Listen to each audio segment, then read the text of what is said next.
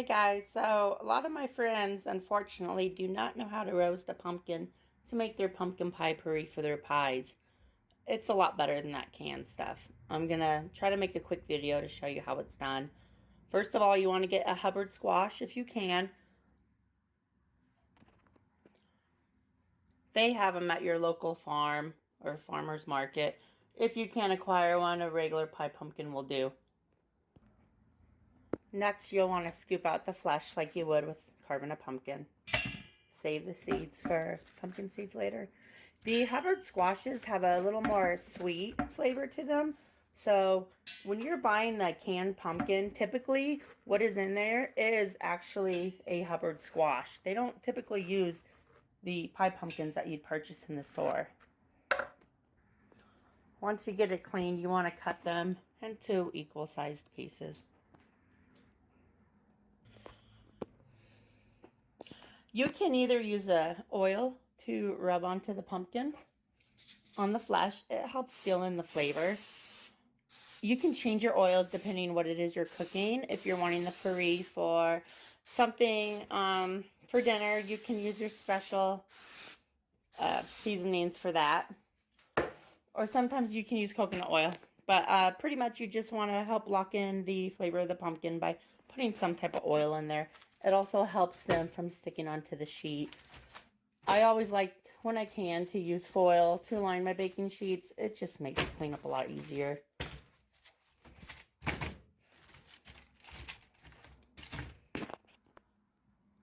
Put a few holes in it like you would a potato through the skin just to help the steam escape during cooking.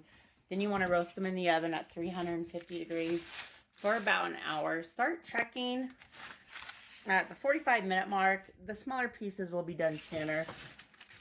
You'll know when it's done when the fork goes through softly. I will show you that in the next step. You'll want to put all your seeds in water overnight after you rinse them the best you can. You soak it in salt water. It helps the final product when you're roasting the seeds. Aren't those pretty? I love Hubbard squash.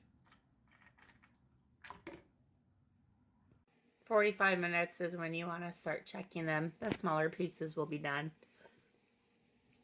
You pierce it with a fork in several places. If there's any resistance, of course, it needs baked a little bit longer.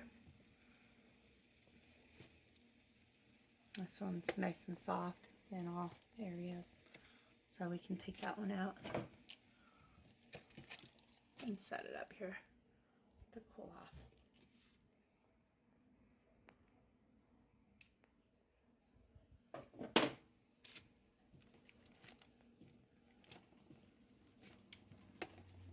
You really need to check the entire piece. If some of it is not 100% done, it'll be hard to put it in the food processor. Okay. Pumpkin is finally nice and soft. Squash, I should say. Go ahead and scoop it all out with a spoon. Make sure you don't get the skin. You don't want that in the puree. I know I say puree a lot, but, you know, potato, potato.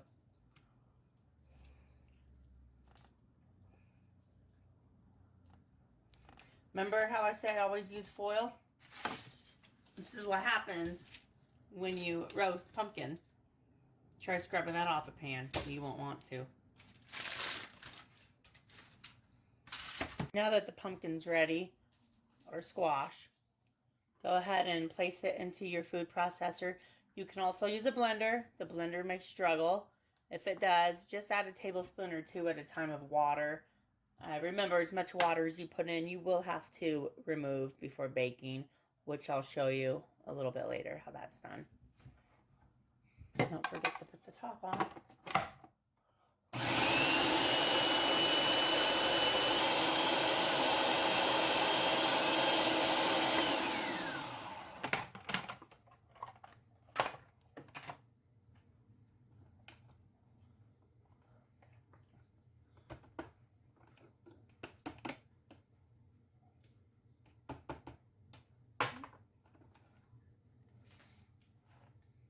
You will want to use cheesecloth or a towel, clean towel.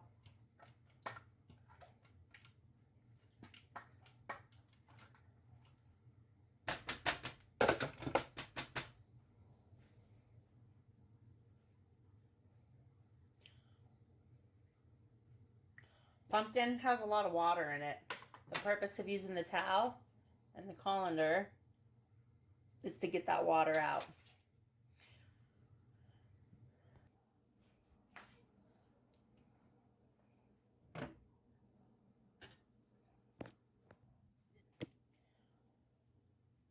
If you're making the pumpkin puree to replace the canned pumpkin, you do want to get as much water out as you can. You can do that by squeezing it with a towel, or you can set some weight on top of the colander overnight, and that should take care of the water problem. Just in the time I've been sitting here, I have a really heavy mug on top, and this is the liquid that's came out of the pumpkin.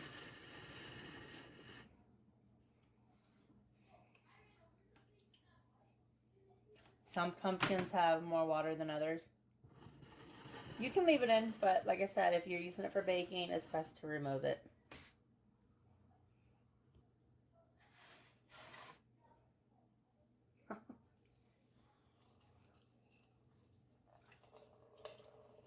AJ likes to make jokes when I do this.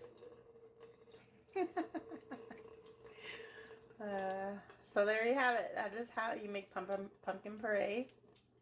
It lasts for, about a week in the fridge. You can freeze it. It'll last about 6 to 12 months. I like making mine as fresh as possible, especially when making our Thanksgiving pies.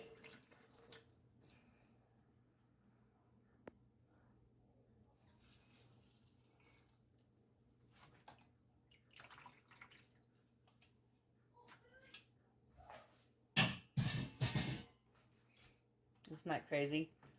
Hubbard squashes seem to have more water than the small pie pumpkins, but they also have a lot better flavor.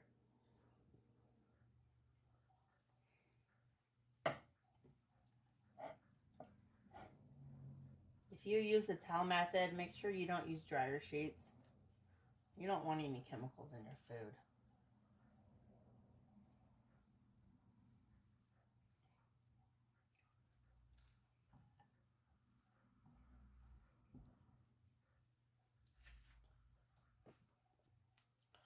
So, there you have it. That's how you make pumpkin puree from fresh pumpkin, just like Grandma used to. Give it a try. You'll never go back to that canned stuff again.